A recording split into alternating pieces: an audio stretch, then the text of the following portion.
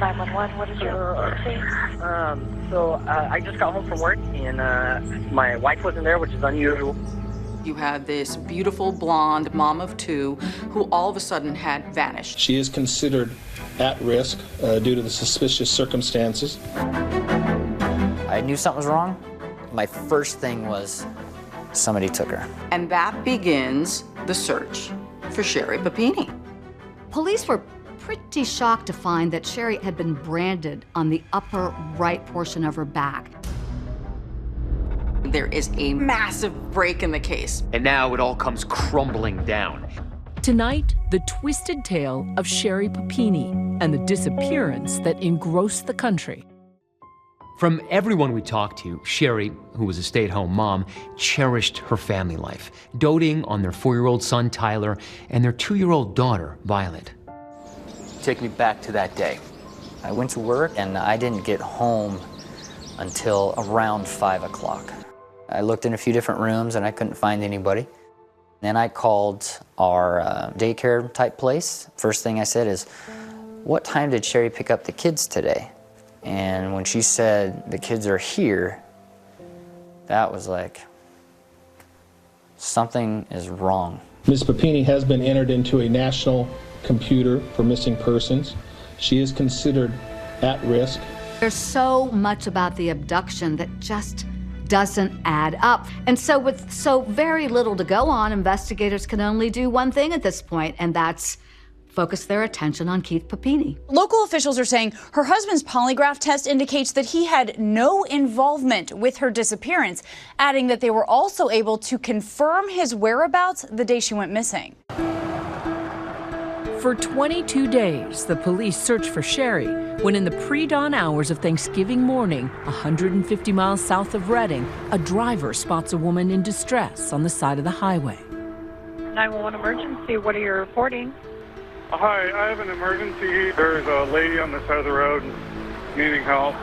She's chained up, her vision's blurry, and she needs an ambulance. Do you see her chained up? Yes, her name is Sherri Papini. Sherri is taken to the hospital where her clothing gets processed and sent out for DNA testing.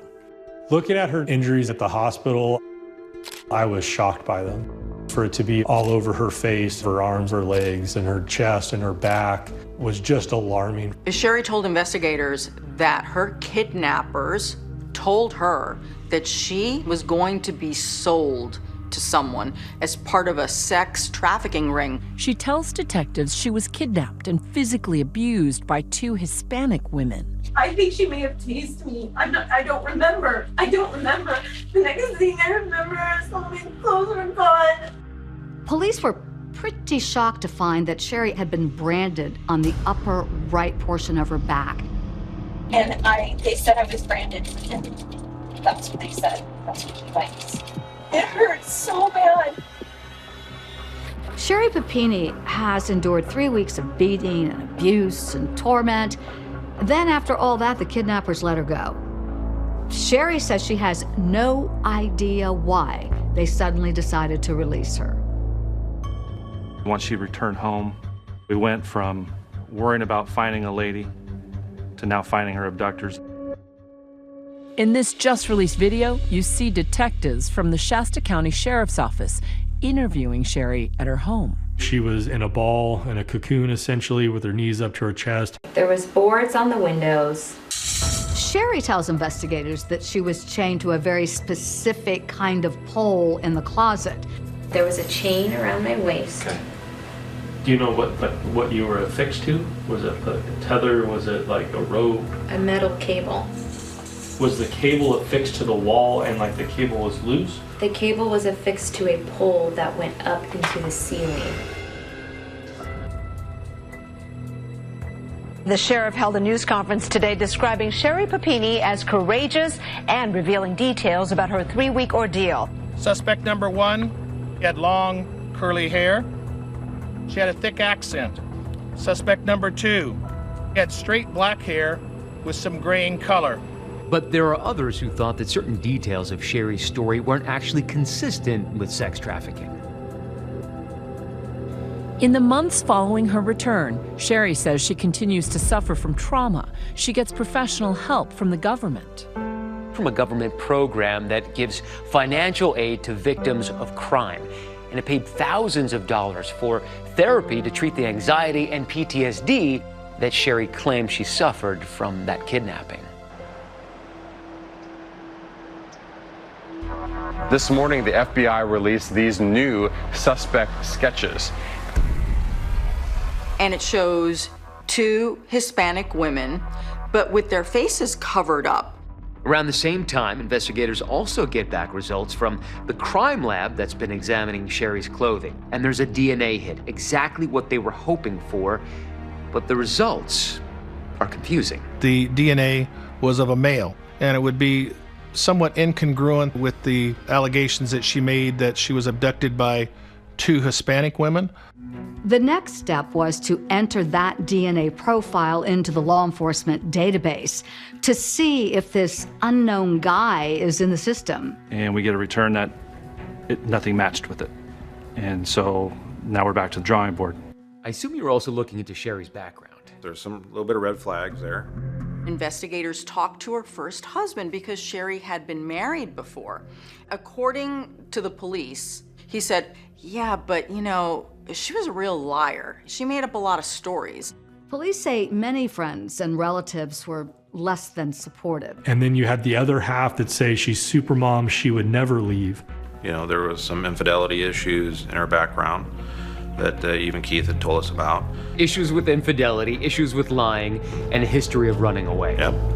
I was telling my staff, unless we have some very strong evidence to disprove her allegations, we need to continue forward with the investigation. As the years went on, it went maybe from frustration that they couldn't find the 2 alleged abductors to more curiosity. Whatever happened with Sherri Papini's case? Investigators asked permission of the courts to be able to run that DNA against all those DNA ancestry type websites. They're hoping somebody in this guy's family had used one of those DNA websites. If they find a relative, they've got a lead. And it worked.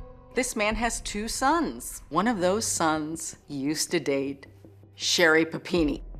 It came back to James Reyes, an ex-boyfriend.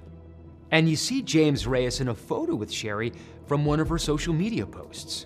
It's a massive break in the case. So the FBI field officer and myself went down to James's residence to do the confrontation. Hello, good morning. Good morning. We're here regarding Sherri Papini. Okay. I'm just trying to figure out how you know her, when was the last time you talked to her? Well, me and Sherri dated back in 2002, and I haven't talked to her in years. There's information that I think you have about the abduction. Yeah, I mean, that's all I can get. All I know is what I read about it. And it's not until 53 minutes into this interview that they get Reyes to finally come clean. I didn't kidnap her. You know, I just... friend in need asked me for help, and that was that. What did she say?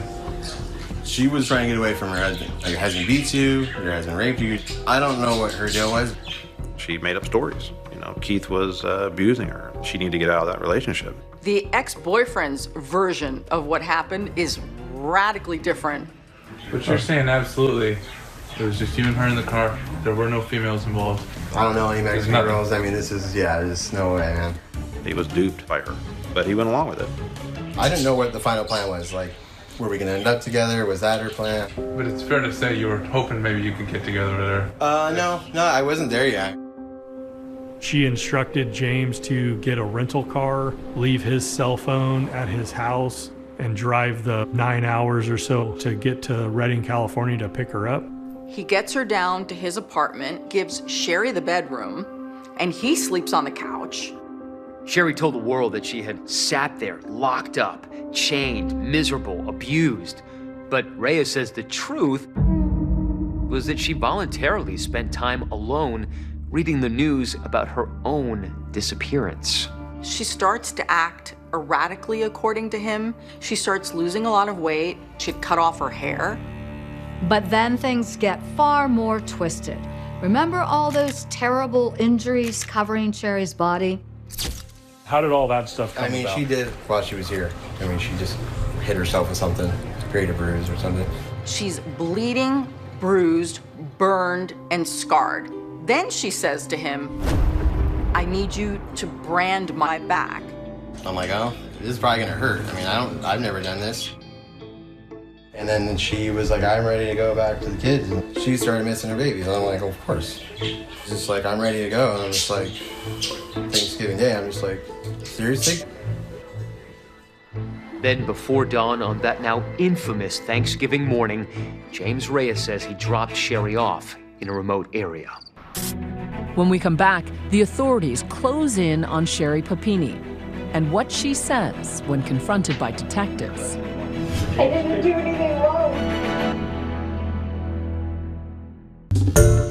Hi everyone, George Stephanopoulos here. Thanks for checking out the ABC News YouTube channel. If you'd like to get more videos, show highlights, and watch live event coverage, click on the right over here to subscribe to our channel, and don't forget to download the ABC News app for breaking news alerts. Thanks for watching.